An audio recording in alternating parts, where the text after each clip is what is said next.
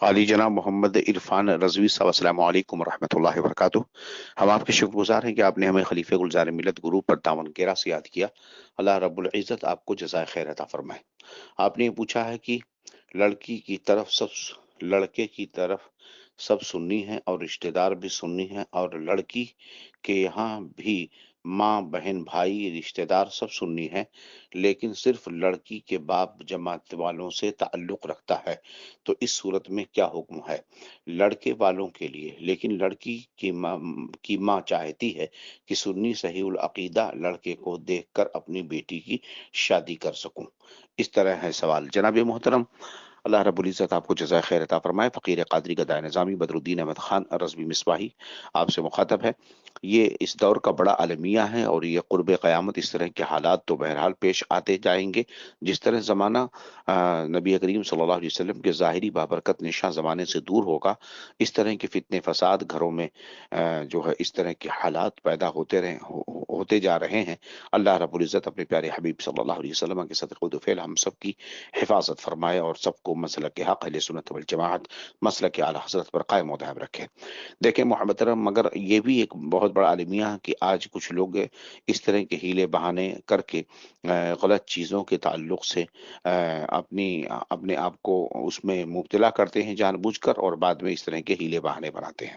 جو سوال آپ نے ذکر کیا، اگر یہ صحیح ہے، اس میں کوئی ہیلا بہانہ نہیں ہے، کیونکہ حالات کا ایسا ہو جانا کوئی بعید نہیں ہے، مگر ایسا بہت کم کی بات بد مذہب اور بیٹی اور بیوی اور اہل رشتہ دار سب کے سب سنی ہوں۔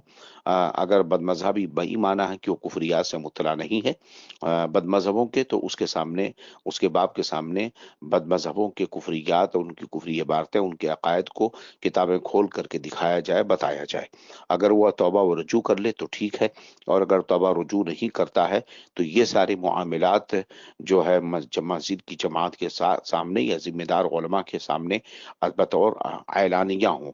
یہ نہیں کہ دو لوگ بیٹھ کر کے کر لیے تاکہ کل کو الزام عائد ہو۔ لہٰذا پہلی بات تو یہ ہے کہ ایسی صورت اپنائی جائے۔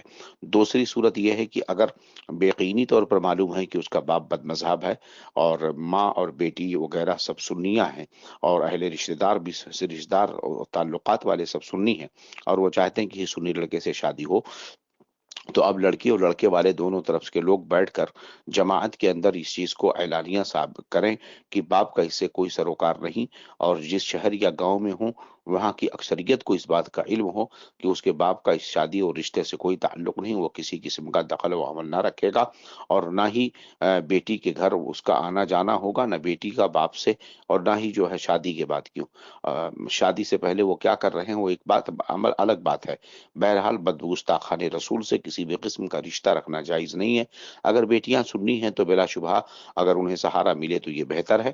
تو ایسی صورت میں اعلانیہ طور پر باپ کے بائیکاٹ کا اعلان ہو، اور سب کو یہ پتا ہو کہ باپ کا بائیکاٹ کیا گیا، اعلانیہ طور پر صرف بائیکاٹ ہی نہ ہو، اس پر عمل ہو۔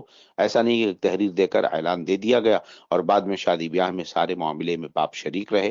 بالکل قطعاً اس کی شرکت نہ ہو، اسے دور رکھا جائے، یا بیٹیاں اسے دور رکھیں، اور اس طریقے پر اگر آپ کرتے ہیں تو ایک طرح کی اجازت ہو سکتی ہے۔ بقیہ اس تعلق سے اکابرین کی طرف رجوع کرنا بہتر ہوگا جو وہ حکم عطا فرمائیں۔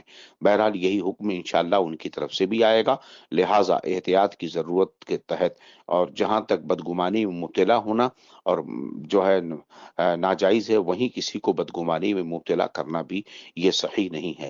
لہذا اگر کسی ایسے شخص کی بیٹی سے شادی کی گئی جس کے بارے میں یہ دعویٰ ہے کہ لڑکی سنیہ ہے اور ماں بھی سنیہ ہے، رشتہ دار سنیہ ہے، مگر باپ بد مذہب کے طور پر مشہور و معروف ہو، تو ایسی لڑکی سے اگر شادی کریں گے تو شادی کرنے والا اور شادی میں شریک ہونے والے سب پر الزام ہوگا، اور اتہام یہ ہوگا کہ بلا شبہ کہ یہ سب ایک ہیلے اور بہانے ہیں لڑکی کی سنی ہونے کا دعویٰ کرنے کا۔